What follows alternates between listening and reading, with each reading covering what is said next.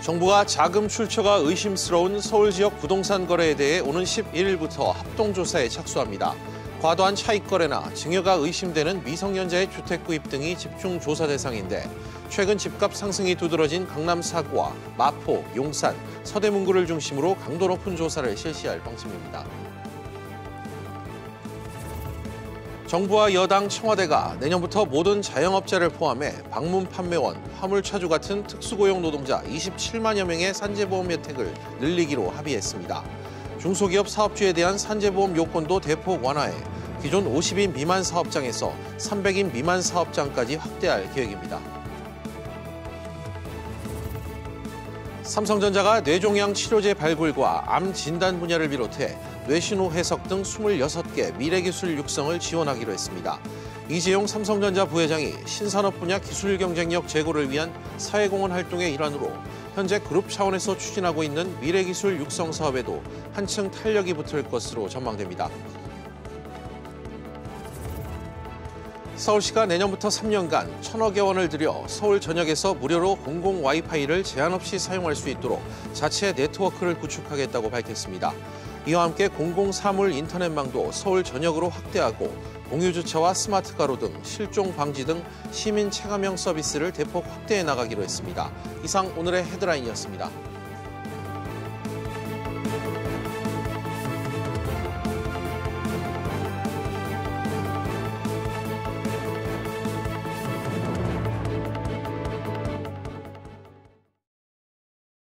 자금 출처가 불분명한 서울 지역 부동산 거래에 대해 정부 관계기관이 합동조사에 들어갑니다.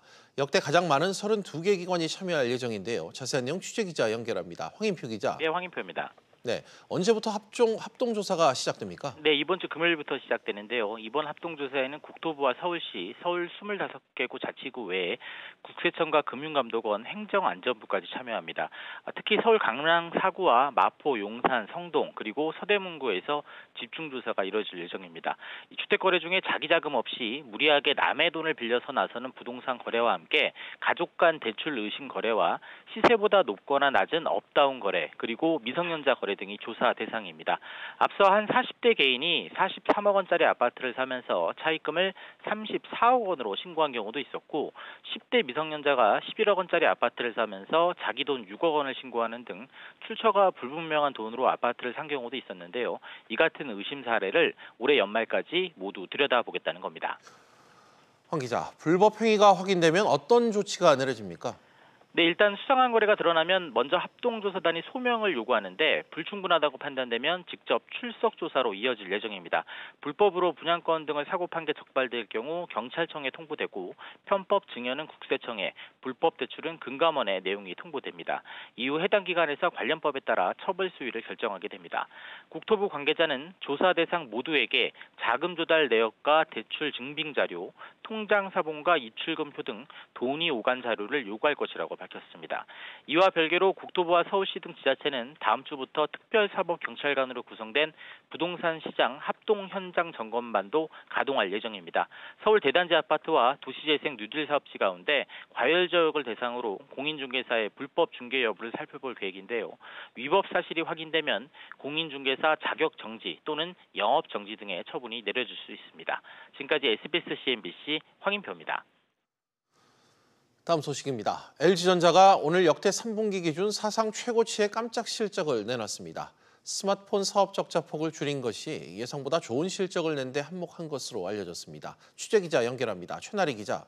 네, 최나리입니다. 네, LG전자의 올 3분기 실적이 크게 올랐다고요? 네, LG전자는 역대 3분기 기준 최고 매출을 기록했습니다.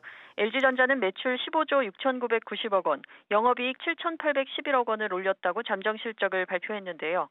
매출은 3분기 기준 최고치였던 지난해 같은 기간보다 1.8% 늘어난 것으로 또다시 신기록을 세웠습니다. 영업이익은 1년 전보다 4.3%, 전분기에 비해서는 19.7%나 늘어나면서 7천억 원대를 회복했습니다. 3분기 기준으로는 8,510억 원을 기록했던 지난 2009년 이후 역대 두 번째입니다. 업계에서 예상한 영업이익 전망치 평균인 6,055억 원을 훨씬 웃돌면서 어닝 서프라이즈로 평가되고 있습니다. 네, 깜짝 실적을 거둔 배경 어떻게 분석되고 있습니까? 네, 이번 실적 호조는 스마트폰 사업을 담당하는 모바일 커뮤니케이션 본부의 적자가 큰 폭으로 줄어든 영향으로 풀이됩니다. 앞서 LG전자는 베트남으로 스마트폰 생산지를 이전했는데요. 인건비와 제조 원가 절감 등 고정비 절감 효과를 기반으로 적자를 줄일 수 있었던 것으로 보입니다. 여기에 생활가전과 TV 사업도 선전한 것으로 알려졌습니다. SBS CNBC 최나리입니다. 르노 삼성 자동차가 부산 공장 생산량을 오늘부터 25% 줄였습니다. 생산 감축에 따른 구조조정이 예상돼 르노 삼성의 노사 갈등은 더 심해질 전망입니다. 역시 취재기자 연결합니다. 김현우 기자. 네, 김현우입니다. 네, 르노 삼성이 부산 공장 생산량을 줄인 이유 어떻게 분석되죠? 네, 르노 삼성은 오늘부터 부산 공장의 시간당 생산 대수를 60대에서 45대로 25% 줄였는데요. 감산 이유는 판매 부진 때문입니다. 르노 삼성 자동차 판매량은 올 들어 지난달까지 13만 대에 못 미쳤습니다. 지난해 같은 기간 17만 대 이상 팔았던 것보다 24% 넘게 줄었습니다. 또 올해 6만 대였던 닛산 로구 위탁 생산은 계약이 종료되면서 내년에 없어집니다.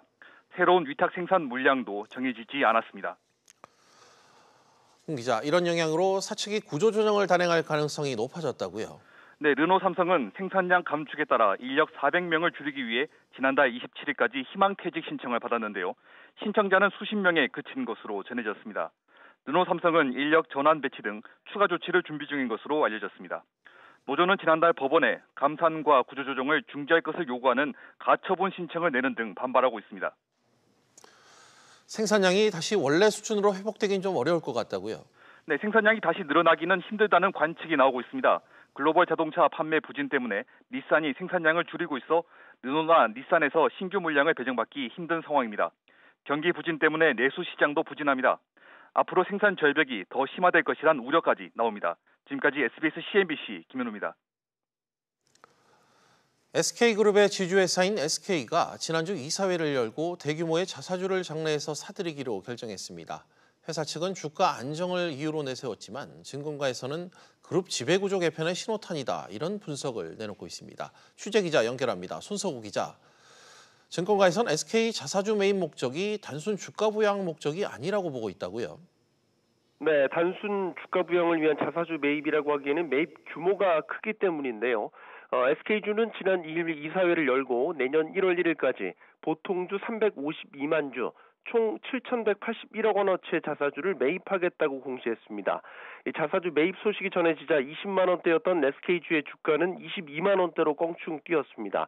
하지만 증권가에선 현재 SK주의 재무 구조나 자사주 보유량 등을 감안할 때 이 과한 측면이 있고 이는 지배구조 개편을 염두에 둔 행보라는 분석이 제기되고 있습니다. 연말까지 자사주 매입이 완료되면 SK주의 자사주는 기존 1,454만 주에서 1,806만 주로 늘어나 전체 주식의 25.46%까지 확대됩니다. 그렇군요. SK가 이 자사주 보유량을 늘리면 이 그룹 지배구조 개편에는 어떤 영향을 미치게 되는 겁니까? 네, 현재 SK주는 지난 2015년 IT 계열사인 SK C&C에 흡수 합병된 회사인데요.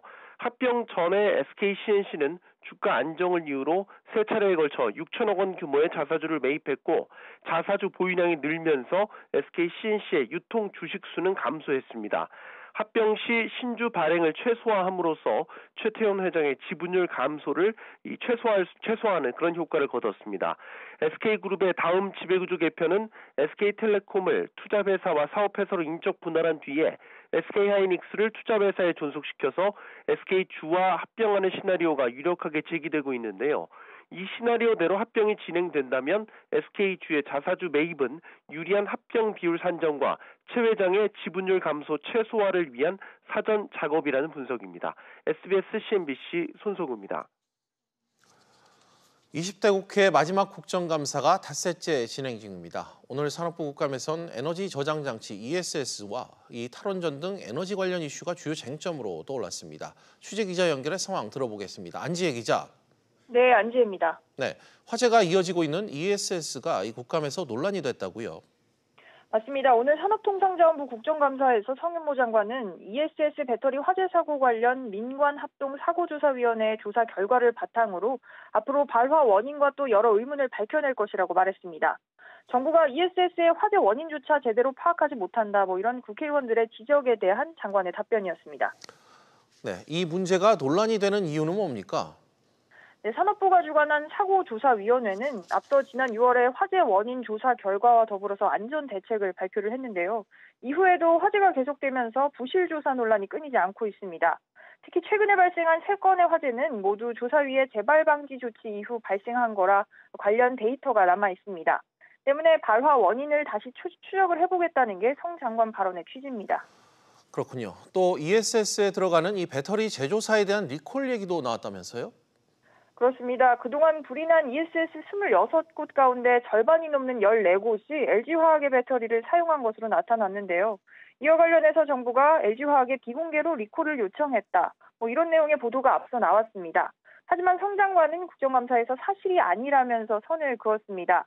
LG화학이 자발적으로 사후 관리에 나선 것을 편의상 리콜이라고 부르면서 오해가 생겼을 뿐 법적 의미의 리콜은 아니라는 겁니다.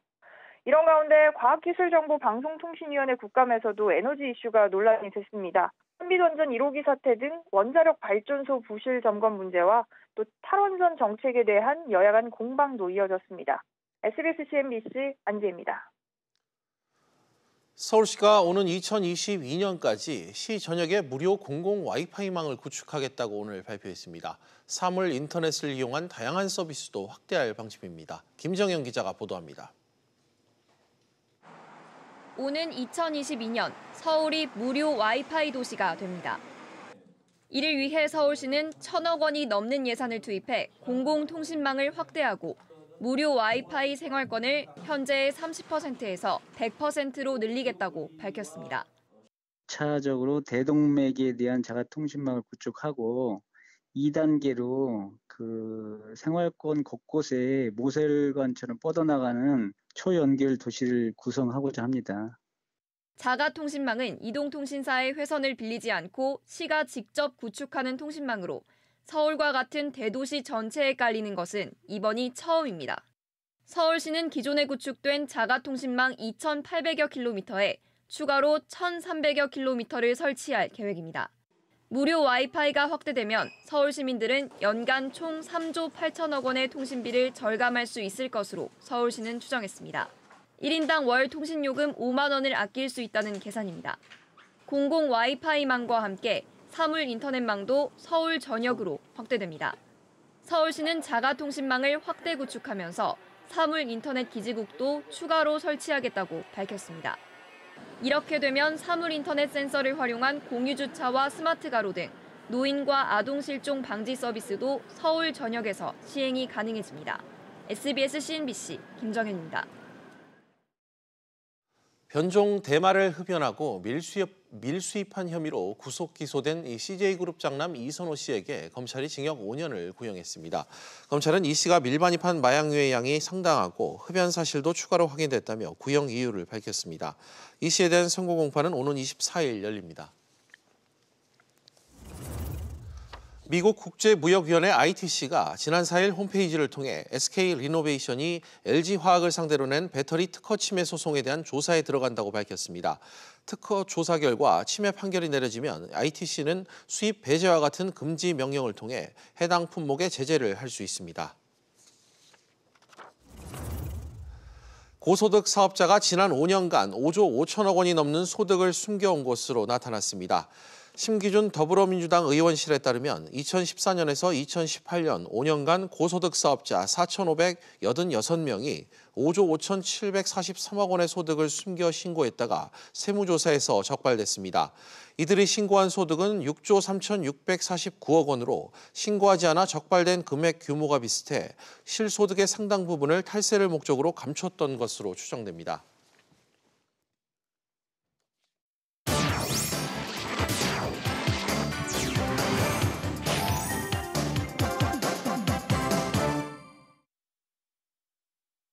주요 이슈를 체크해보는 시간, 이슈 체크 오늘입니다. 그럼 먼저 첫 번째 이슈부터 보도록 하겠습니다. 화면 보시죠.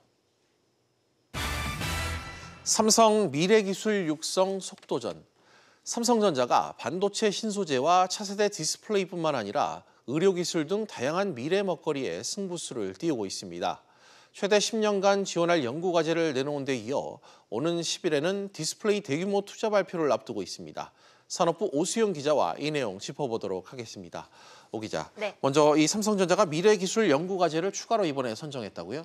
그렇습니다. 기초과학 분야와 소재기술, 또 정보통신기술 분야에서 총 26가지 연구를 지정했습니다. 예. 기초과학 분야에서는 뇌종양 치료제를 발굴하는 연구와 빛을 이용해서 좀 더 많은 데이터를 한 번에 전송할 수 있는 반도체 소자 기술 등 총 7가지가 선정됐습니다.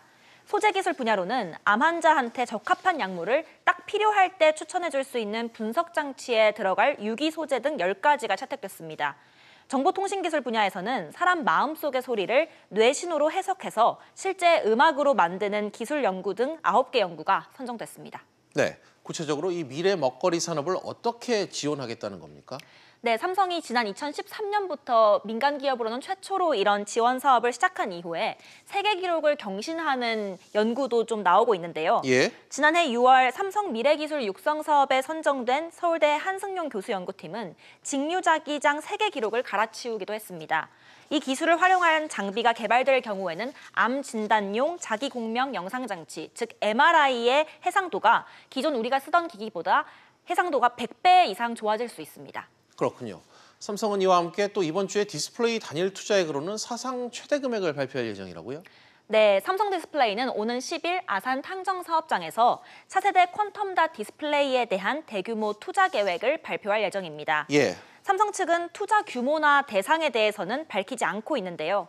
퀀텀닷 유기발광 다이오드, 즉 QD-OLED에 13조 2천억 원을 투자할 것으로 알려져 있습니다. QD-OLED란 청색 OLED를 발광원으로 삼아서 녹색과 적색 양자점, 그러니까 반도체 결정체를 컬러 필터 형태로 조합하는 하이브리드 기술입니다. 예. 삼성은 오는 2022년으로 예상되는 QD-OLED 양산 시점에서 대형 디스플레이 사업에서도 LCD를 넘어서서 포트폴리오를 다양화하면서 초격차 전략을 계속해서 취해 나갈 것으로 보입니다. 이재용 부회장으로서도 지난해 8월에 발표했던 180조 원 대규모 투자 계획에 본격적으로 시동을 건다는 의미가 있기 때문에 좀 주목받고 있는데요. 이번 13조 원 투자는 국내 기업이 디스플레이라는 단일 품목에 투자하는 것으로는 역대 최대 규모입니다. 그래서 오너의 책임 경영이라는 강점도 좀 부각될 수 있을 것으로 전망되고 있습니다. 네, 오 기자 잘 들었습니다. 그럼 다음 이슈로 넘어가겠습니다. 두 번째 이슈입니다. 먹구름 덮인 완성차. 앞서 전해드렸듯 르노 삼성 자동차가 생산량 감축에 들어갔습니다. 이는 비단 르노 삼성만의 문제는 아닐 텐데요. 국내 완성차 업계의 현황 또 미래를 산업부 윤성훈 기자와 역시 짚어보도록 하겠습니다. 윤 기자, 먼저 우리나라 자동차 업계 지금 상황이 어떤지 좀 짚어주시죠. 네, 르노 삼성은 오늘부터 시간당 생산 물량을 25% 줄였습니다. 국내외 판매 부진으로 감축이 불가피한 상황인데요. 판매 부진에 따른 생산량 감소는 르노 삼성만의 문제가 아닙니다. 지난달 국내 자동차 업계의 생산량은 지난해보다 4.8% 줄었습니다. 국내 완성차 5개 업체 가운데 기아 자동차를 빼고는 모두 생산량이 감소했는데요. 특히 한국 GM의 생산량은 반토막 났습니다. 네, 자동차 업계가 이렇게 생산 감축에 나선 배경이 뭐죠? 일단 세계 자동차 시장의 상황이 좋지 않습니다. 세계 자동차 판매량은 지난 8월까지 12개월 연속 하락세를 보였습니다. 금융위기 이후 처음인데요. 세계 자동차 시장이 위축되면서 수출이 많은 국내 자동차 업계에 영향을 미친 겁니다. 또 이른바 노조 리스크가 영향을 미쳤다는 분석도 있는데요. 직접 들어보시겠습니다.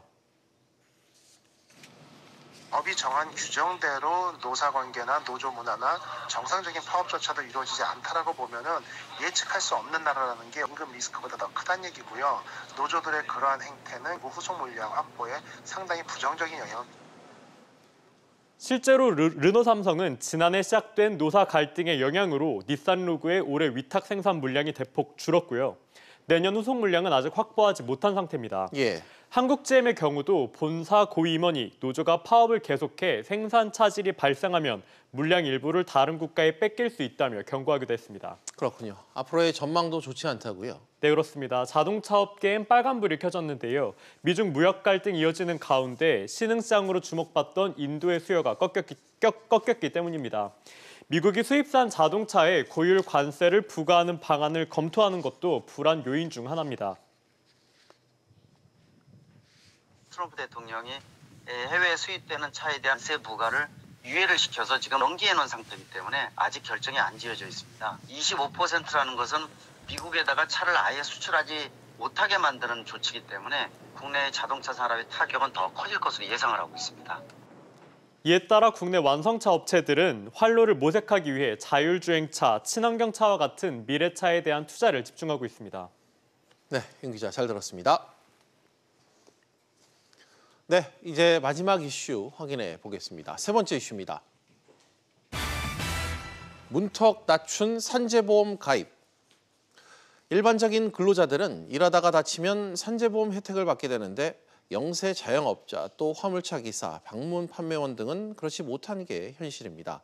정부와 여당이 오늘 산업산재보험 이 적용 대상을 확대하기로 당론으로 결정했습니다. 취재 기자와 이야기 나눠보겠습니다. 경제부 정광인 기자 나와 있습니다. 정 기자, 영세 자영업자들도 산재보험에 모두 가입할 수 있도록 하겠다. 구체적으로 범위가 얼마나 되는 겁니까?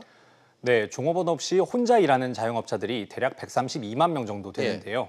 일단 이분들이 산재보험에 가입할 수 있게 될 전망입니다. 정부와 여당은 자영업자와 관련해 까다로운 요건을 대폭 완화하기로 했는데요. 여기에 중소기업의 가입 기준도 기존 상시근로자 50인 미만에서 300인 미만으로 확대하기로 했습니다. 이에 따라 총 136만 5천 명의 사업주가 새로 산재보험에 가입할 수 있게 될 전망입니다. 그렇군요.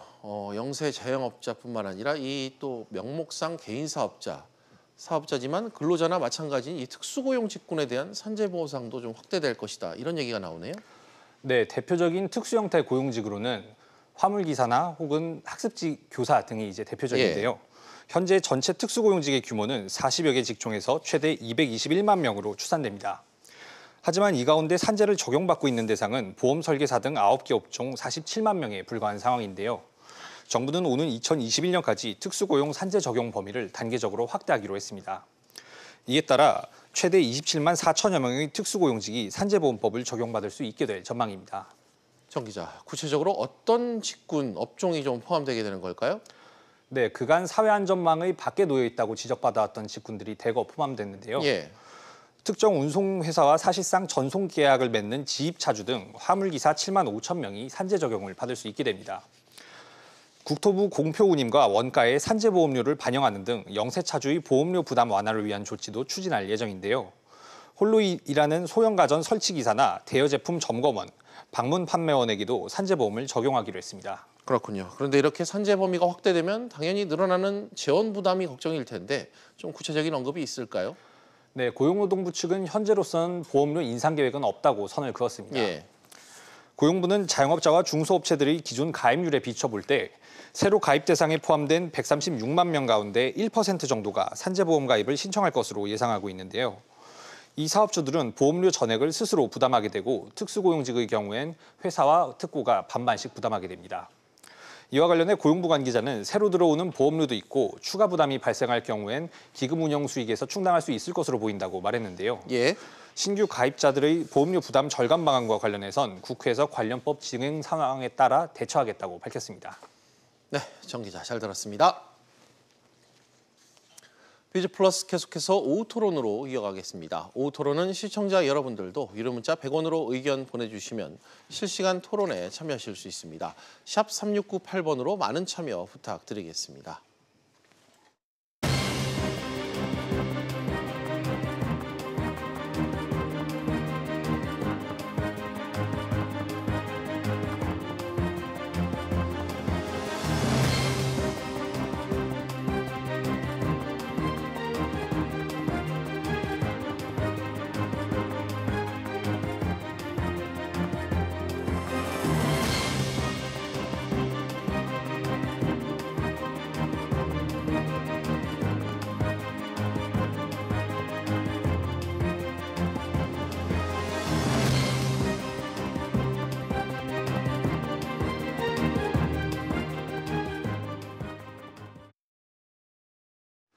쥐꼬리만한 월급에 야근은 밥 먹듯이 한다. 대다수 노동자들이 하는 이 푸념이죠.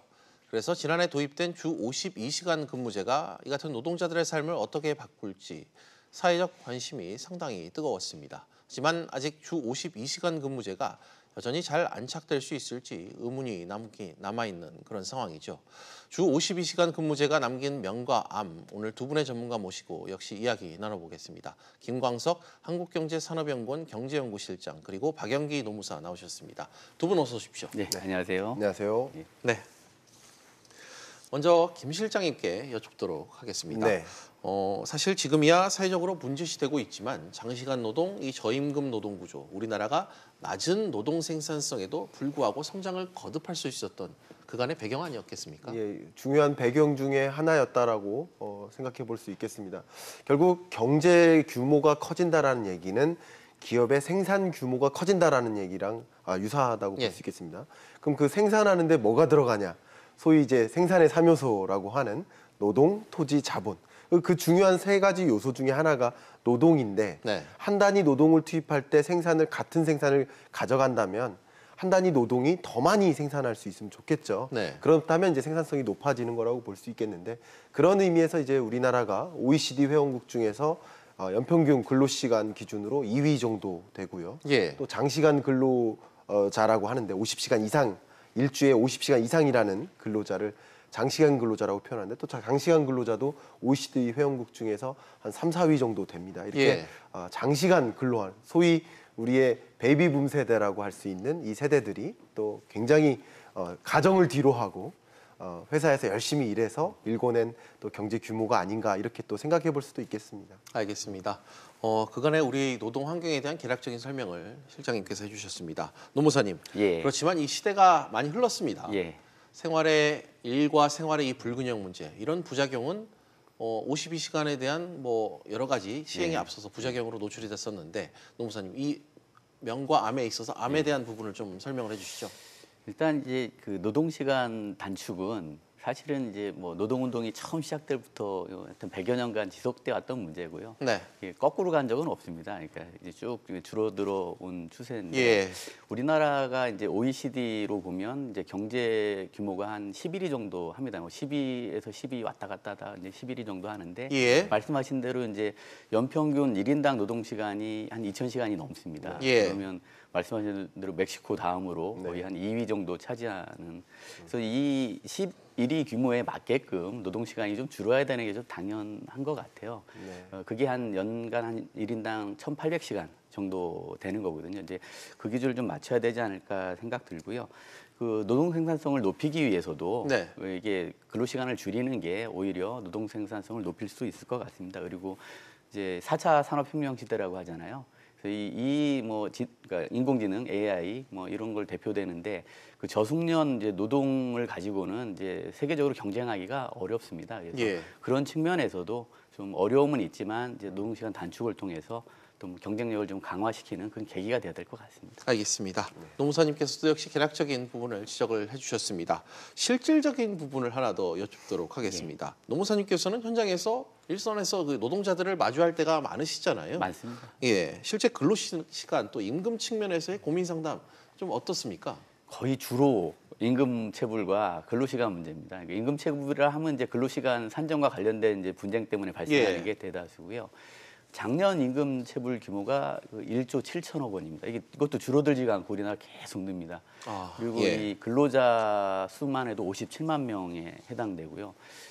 매년 이제 증가하는데 이제 가장 요즘 많이 또 발생하는 게 근로시간 산정과 관련된 문제고요. 지금 최근 제가 상담한 내용은 이제 건물주신데 건물 관리 보조인 한 명 채용하셨는데 이분하고도 이제 근로시간 문제, 그다음에 휴게시간 문제로 분쟁이 생겨가지고 또 뭐 노동청 가서 조사받고 또 그 근로시간 또 확정해서 또 추가 지급하고 하는 문제가 발생했어요. 그러니까 1인 근로자를 고용하는 데에서도 그런 문제가 발생을 하기 때문에 아무래도 이런 근로시간 문제는 이제 그냥 그러니까 그 사업주라면 이제는 근로기준법이나 이 부분을 정확하게 아셔야지만 이제 불이익이 없을 것 같습니다. 알겠습니다. 일선에서 활발한 이 근로시간 이 단축 문제와 관련해서 일선에 좀 갈등이 많다는 걸 지적을 해주신 것 같습니다. 어찌 보면 이런 배경들이 주 52시간 근무제가 도입된 취지야 맥이 다 있다고 볼 수 있습니다. 사실 제도가 이미 도입이 됐고 이 이슈를 찬반으로 논의하는 것은 뭐 의미가 없을 것 같습니다. 지금부터는 이 제도가 시행되고 정착하는 과정을 평가하는 과정에서 두 분과의 이 대화를 이어가도록 해보겠습니다. 사실 저희가 주 52시간 근무제와 관련해서 많은 전문가들과 그동안 이야기를 나눴었죠. 근로시간을 줄여야 된다. 이 방향성에 대해서는 부인하는 분들은 여전히 없습니다. 두 분의 생각이 어떤지 좀 여쭤보겠습니다. 먼저 실장님부터 얘기해 주시죠. 예, 말씀 나누는 것처럼 우리가 뭐 부인하는 사람은 없다고 생각합니다. 네. 정말 많이 일하는 나라 이렇게 표현할 수 있겠습니다. 예. 많이 일하는 만큼 여가 시간이 굉장히 부족하다고 볼 수 있는데 그래서 또 OECD 회원국 중에서 여가 시간을 근로자들의 여가 시간을 계산해 보면 거의 하위권에 해당됩니다. 네. 결국 여가 시간을 많이 갖고 일의 시간을 줄임으로써 스트레스 없이 또 즐겁게 살 수 있고 예. 그게 또 돈을 버는 사람은 돈을 쓸 데가 없다라고 하는 것, 쓸 시간이 없다라는 표현을 많이 하죠. 예. 마찬가지로 너무 바쁘게 일하니까 돈은 많이 벌지만 소비 진작으로 연결이 안 된다는 측면, 이런 측면에서도 경제를 볼 때도 52시간 근무제를 도입하는 것도 맞다고 생각이 되고 또 한 가지는 이제 일자리인데요. 예. 일하는 사람은 굉장히 길게 일해요. 근데 일자리가 없는 사람은 아예 일자리가 네. 없는 거죠. 그러면 일하는 시간을 줄여서 줄어든 시간만큼을 공유한다면 말 그대로의 일자리 나누기가 된다. 일자리가 생겨날 수 있겠다라는 산수적인 계산이 가능합니다. 예. 그런 여러 가지 관점에서 일자리 문제나 아니면 여가 스트레스 그리고 경기 부양 이런 여러 가지 측면에서 일자리 시간을, 일의 시간을 줄여나가는 것은 우리 경제가 안고 가야 될 굉장히 중요한 사명이고 숙제가 아닌가 생각하고 있습니다. 알겠습니다. 노무사님께서는 이 방향성과 관련해 좀 어떤 평가를 내려주실 수 있습니까? 저도 우리 실장님 생각과 뭐 다르지 않고요. 예. 이게 시대의 흐름이기 때문에 기업이 이걸 어떻게 받아들이냐가 좀 중요할 것 같습니다. 이게 무슨 변수가 아니라 이걸 상수로 놓고 이제 뭐 경영 계획을 짜든 인사노무 관리 계획을 짜든 해야 되겠죠. 그러니까 이런 환경 변화에 대해서 이제 어떻게 대응하냐가 이제 기업을 성장시키고 발전시키고 아니면 뭐 쇠퇴시키고 이렇게 무너지게 하는 그런 계기가 되는 것 같습니다. 중요한 갈림길이라고 좀 보고요. 예. 이런 어떤 환경 변화 위기에 대해서 좀 적극적으로 대응하도록 하는 게 아마 이게 뭐 중소기업이나 뭐 대기업이나 마찬가지일 것 같습니다. 이게 위기이자 기회다. 그 기회를 잘 살리면 제가 보기에는 좋은 성장의 발판이 될 수 있다. 좀 그렇게 봅니다. 알겠습니다. 그럼 김 실장님, 이 현 시점에서 52시간 근무제가 이미 도입된 곳들이 많이 있지 않습니까? 네. 300인 이상 사업장을 대상으로 이미 시행이 되고 있는데 잘 지켜지고 있다고 좀 평가를 하세요? 저는 잘 지켜지고 있다라고 생각합니다. 300인 이상 사업장, 소위 말하는 대기업들. 우리가 많이 알고 있는 그런 유수의 대기업들은 이게 안 좋은 선례가 하나 발표가 되면 예를 들어서 근로자가 우리 52시간 근무제를 안 지켰어요 라고 신고를 해가지고 처벌을 받는 사례가 등장하면 그것은 이제 기업의 어떤 이미지 관점에서 굉장히 큰 타격이 있을 수 있거든요. 그러니까 그런 것을 미리 방지하고자 굉장히 선구적으로 앞서간 기업들이 굉장히 많습니다. 대표적으로 이제 52시간 근무제를 도입하는 과정에서 일자리를 좀 유연하게 일할 수 있도록 하는 근로 여건을 조성한다든가 ERP라든가 요즘에는 RPA라고도 합니다. 그런 새로운 일할 수 있는 시스템, 언제 어디서든 막론하고 편하게 일할 수 있도록 그리고 오프제 이런 것들을 도입을 해서 52시간 근무제가 철저히 적용될 수 있도록 많은 대기업들이 먼저 선례를 잘 만들어 나가고 있다 이렇게 볼 수 있겠습니다. 예, 52시간을 지킬 수 있는 틀과 시스템을 좀 갖춰 나가고 선도적으로 좀 시행해 나가고 있다는 얘기를 해주셨습니다. 노무사님께는 이렇게 좀 질문을 드려볼게요. 시행 이후에 실제 이 노동자, 근로자들의 삶은 좀 어떻게 바뀌었습니까? 일단 이제 이 300인 이상 기업하고 공공기관들이 이제 도입이 돼 있는 상태거든요. 그러니까 여기 계신 분들은 원래 근로 조건이 좋았지만 이제 더 좋아졌다고 봐야겠죠. 그러니까 정시 출퇴근이 거의 좀 일상화됐다. 그래서 뭐 저녁에 있는 삶이나 뭐 주말에 있는 삶이 좀 보장되는 것 같아요.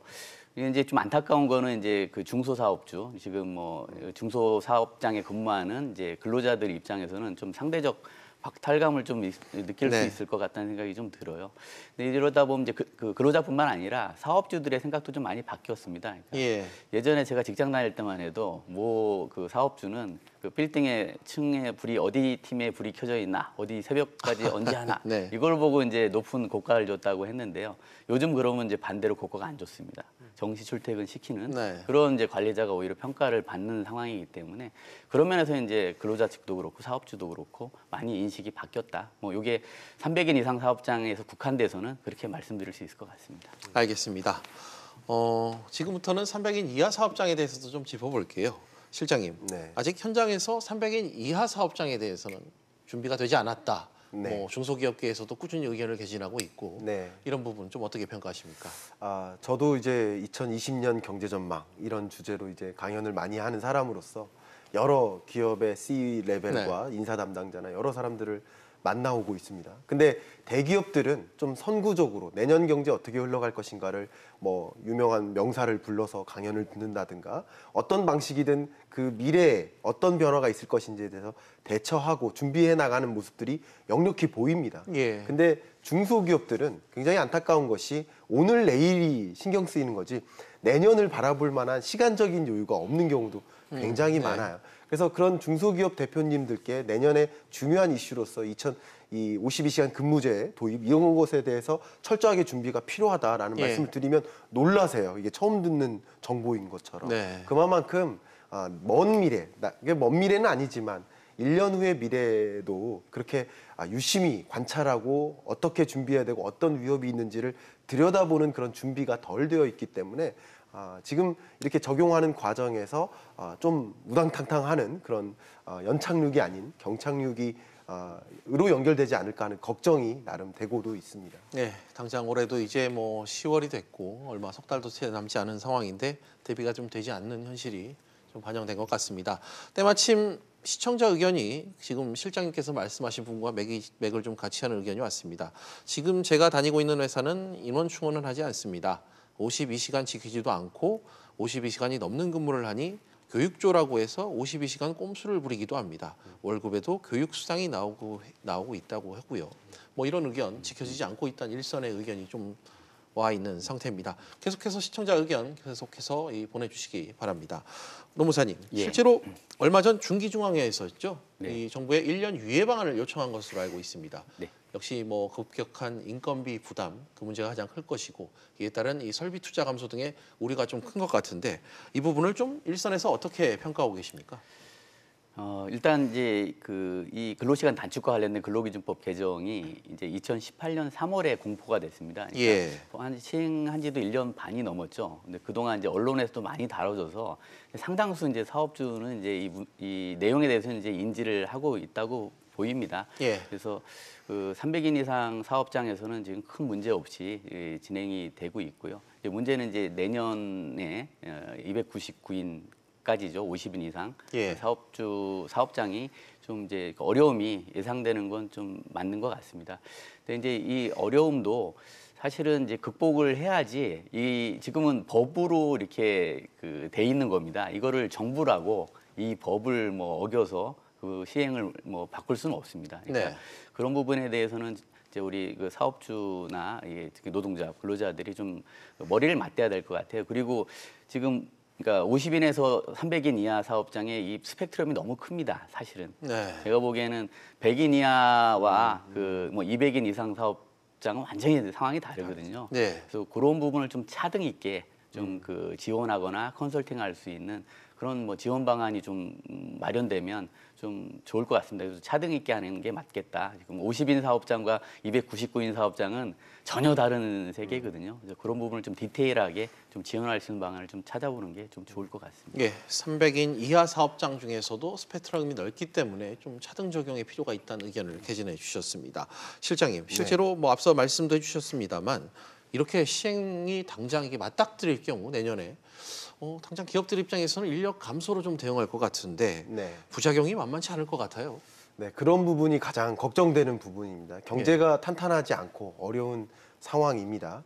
물론 대기업들이야 인력난이 아니거든요. 대기업들은 인력 부족에 시달리지 않습니다. 근데 중소기업들은 인력 부족에 시달려요.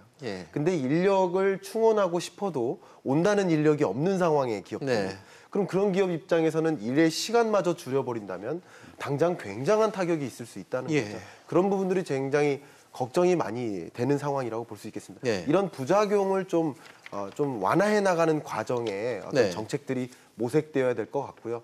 아주 재밌게는 예를 들어서 299인 이하 그리고 5인 이상 사업장이 2020년 1월부터 만약에 적용한다 그러면 6인 사업장, 7인 사업장은 어떻게 할 것이냐. 그러면 5인 이하로 떨어뜨릴 가능성이 있어요. 적용 안 받기 위해서. 이런 것들도 고용시장에 주는 굉장히 큰 타격입니다. 네. 적용 대상이 안 되기 위해 노력하는 거죠. 이 제도를 지키기 위한 노력보다는. 현행법상 이 5인 미만 사업장은 거의 뭐 법 적용이 되지 않죠. 5인 미만은 이제 소위 2020년 1월이냐 2021년 7월이냐 네. 이런 적용 시점의 차이도 있고요. 예. 그런 관점에서 이제 사업장의 적용 대상의 네. 조건에 안 들어가기 위해 노력하는 과정에서 편법이, 더 다른 네. 악영향이 있을 수 있겠다라는 걱정도 있는 겁니다. 알겠습니다. 노무사님, 이런 상황에서 그대로 밀어붙이는 건 역시 같은 질문인데 네. 부작용이 만만치 않을 것 같아요. 그러니까 이제 기업 금업을 차등하고 있는데 예. 아까 말씀드린 차등의 폭이 지금 50인과 300인은 좀 큰 게 간극이 걱정이 되는 부분이고요.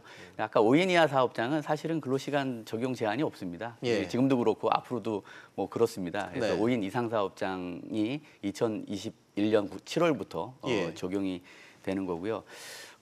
그래서 지금은 제가 보기에는 그렇다고 국회에서 이 법을 뭐 유예하는 법도 발의가 된 걸로 알고 있지만 뭐 근로시간 탄력적 근로시간 이제 6개월 도입이냐 1년 도입이냐 갖고도 지금 합의가 안 되는데 저는 그건 불가능할 것 같고요. 그래서 정부도 그냥 상수로 두고 이렇게 진행할 수밖에 없습니다. 그래서 지금 할 수 있는 것은 각 기업 금융별로 지원 금액이나 뭐 컨설팅이나 이런 것들을 좀 효과적으로 해서 기업이 좀 부담을 최소화시키는 방향으로 좀 지원 방안을 찾는 게 최선의 방법인 것 같습니다. 알겠습니다.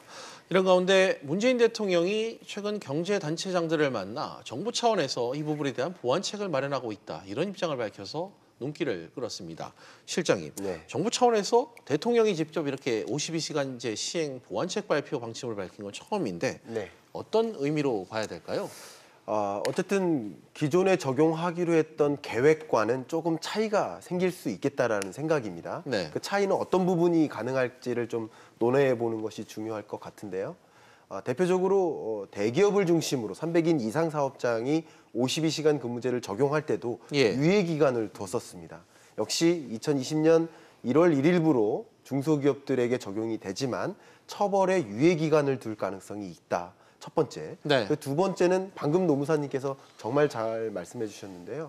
뭐 299인 사업장과 50인 사업장은 전혀 다른 기업이거든요. 그러니까 준비 정도도 다르고 인력 부족이라든가 여러 가지 현안을 겪고 있는 문제도 전혀 차이가 있습니다. 그렇기 때문에 이 사업자의 규모에 대해서 좀 디테일하게 적용해서 적용 방침을 좀 달리 가져갈 가능성도 있고요. 또 한 가지 중요한 방향성은 산업마다 여건이 다르니까 조금 유예하거나 아니면은 좀 적용을 좀 미루는 이런 여러 가지 결정들을 해 나갈 수 있습니다. 그래서 이렇게 사업 규모나 시점이나 아니면 산업 형태 여러 가지 방식을 고려해서 좀 세밀한 굉장히 그 해당 기업에 맞춤화된 그런 방법으로 정책을 입안해 나갈 가능성이 굉장히 높겠다. 그런 방향으로 개선될 가능성이 높겠다. 이런 말씀 드려보고 싶습니다. 알겠습니다.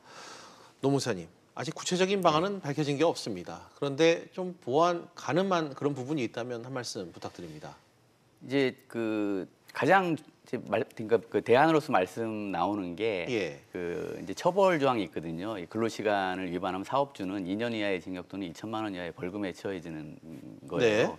이 부분을 이제 지난 이제 300인 이상 사업장에서도 총 6개월 연장하고 플러스 3개월에서 뭐 9개월 연장된 부분이 있습니다. 처벌을 유예한 거죠. 아마 이 부분이 또 논의가 될 것 같은데요. 이게 그렇다고 그럼 이게 정부 방침이 효과가 있느냐? 사실은 좀 물음표입니다. 왜냐하면 이게 검찰이 만약에 법이 이런데 이 법을 준수해야지 이게 무슨 얘기냐 이렇게 얘기해 버리면 사실은 근로감독관이 노동부에서 이렇게 처벌을 안 하겠다 하더라도 검사지를 받아야 되거든요. 그러면 실효성이 없을 수도 있어요. 그래서 좀 이런 부분도 또 300인 이상 사업장과는 좀 다른 상황이 올 수도 있겠다. 그래서 참 정부가 이번에 아마 이번 달 안으로 종합 대책을 내겠다고 하셨는데 아마 이제 그런 부분 포함해서 아마 이제 고민이 좀 깊지 않을까 이제 그런 생각입니다. 알겠습니다. 끝으로 두 분 전문가님 오늘 나오셨는데 뭐 보완책 부분을 좀 여쭙지 않을 수 없을 것 같습니다. 실장님, 실효성이 있는 이런 좀 보완책들, 뭐 기업의 활력을 나아가서 살릴 수 있는 그런 방안이 있다면 덧붙여서 끝으로 한 말씀 부탁드립니다. 52시간 근무제를 도입해 나가는 것은 우리가 당위적으로 가져가야 할 방향성이라고 받아들이는 게 좀 좋을 것 같고요. 말씀하신 것처럼 기업들은 결국은 경영 혁신이 최선의 대응인 것 같습니다. 예. 잠재 성장률이 하락하고 있지 않습니까? 그럼 잠재 성장률을 어떻게 끌어올리느냐에 대한 질문도 거의 똑같은 대답이 될 수 있겠습니다. 결국은 경영 혁신 혹은 기술 혁신, 그래서 ERP 시스템을 도입한다든가 또 RPA와 같은 인공지능이 활용된 사무 환경으로의 변화, 이런 식으로 해서 많은 근무 시간에 의존해서 기업 경영하기보다는 근무 시간이 줄어도 또 압축적으로 일하고 또 많은 혁신적인 시스템과 기술 혁신 시스템을 이용해서 이런 보완할 부분들이 미흡한 영역이 없게 만들 수 있도록 하는 이런 부분들을 이제 상쇄시킬 수 있도록 하는 경영 혁신이 필요하지 않을까 하는 관점에서 우리가 정부도 그런 부분에 대해서 지원을 해준다든가 기업도 그런 부분에 대해서 분발하면서 노력해 나가야 되지 않을까 생각합니다. 알겠습니다. 노무사님 마지막으로 한 말씀 부탁드리겠는데 주 52시간 근무제 해결할 과제 좀 어떤 부분인지 조언 한 말씀 해주시죠. 근데 이제 현재 제도나 법률 측면에서도 그 사업주가 대응할 방법은 좀 많습니다. 뭐 탄력적 근로시간제 이제 3개월 단위가 있고요. 그다음 뭐 재량 근로도 있고 선택적 근로도 있고 간주 근로도 있습니다. 그러니까 사실은 이런 그 사업에 그 직접 들어가서 이렇게 컨설팅 하나 들여다보면 그 해결할 수 있는 방법이 많아요. 근데 그걸 잘 모르기 때문에 특히 중소사업주일수록 노동법을 잘 모르시거든요. 그러니까 그 정부 지원 방안은 그 사업주에 대해서 정확하게 그 법률이나 이 근로시간 문제에 대한 걸 인식시켜주고 개선 방안에 대해서 컨설팅을 하게 되면 많은 기업은 해결이 될 겁니다. 그래서 특히 그 부분은 아까 말씀드린 100인 이하 사업장이나 이렇게 좀 더 지원책을 좀 마련하는 게 좀 해결하는 데 있어서 굉장히 중요한 포인트가 아닐까 좀 그렇게 생각합니다. 알겠습니다. 대화 말미까지 지금 시청자 여러분들께서 저마다의 각자 그 사업장에서 법이 좀 지켜지지 않고 있는 이 현실을 꾸준히 보내주시고 있는데요. 뭐 전문가 말씀 반영해서 정책이 좀 반영이 되었으면 좋겠습니다. 오늘 두 분 말씀 여기까지 듣도록 하겠습니다. 오늘 나와주셔서 고맙습니다. 네, 감사합니다. 감사합니다.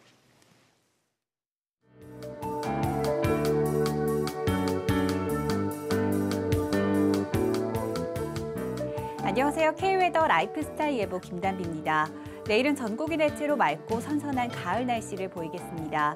서울의 아침 기온 13도, 낮 기온 21도로 대부분 지역에서 낮 기온이 20도 안팎을 보이며 낮 동안에도 선선하겠습니다.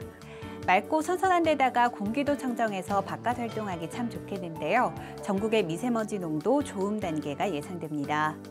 이 시각 위성 영상 보시면 대부분 지역에 비가 내리고 있습니다. 이 비는 서쪽 지방부터 차츰 그치기 시작해 밤에 대부분 그치겠습니다. 내일은 중국 북부지방에서 다가오는 고기압의 영향을 받으며 전국이 대체로 맑겠습니다. 다음은 자세한 지역별 날씨입니다.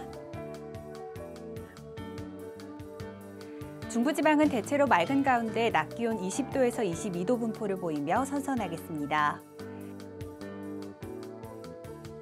동해안 속초와 강릉의 아침 기온 13도, 낮 기온은 21도가 예상되고요. 울진은 한낮에 24도까지 오르겠습니다. 남부지방 광주는 아침 기온 14도에서 시작해 낮 기온은 22도까지 오르겠고요. 제주의 낮 기온 23도, 대구는 24도가 예상됩니다. 내일 서해중부와 동해중부 먼바다에는 풍랑특보가 발표될 가능성이 있는데요. 바람이 강하게 부는 가운데 물결은 서해상으로 최고 4m, 동해상으로는 최고 3.5m까지 높게 일겠습니다. 항해나 조업하는 선박들은 주의하시기 바랍니다. 한글날인 수요일에는 서울의 아침 기온이 한 자릿수로 내려가며 올 가을 들어 가장 쌀쌀하겠고요. 주말 동안에는 동해안을 중심으로 비가 내릴 전망입니다. 날씨였습니다. 비지플러스 오늘은 여기까지입니다. 다음 뉴스는 7시 뉴스 프리즘으로 이어집니다.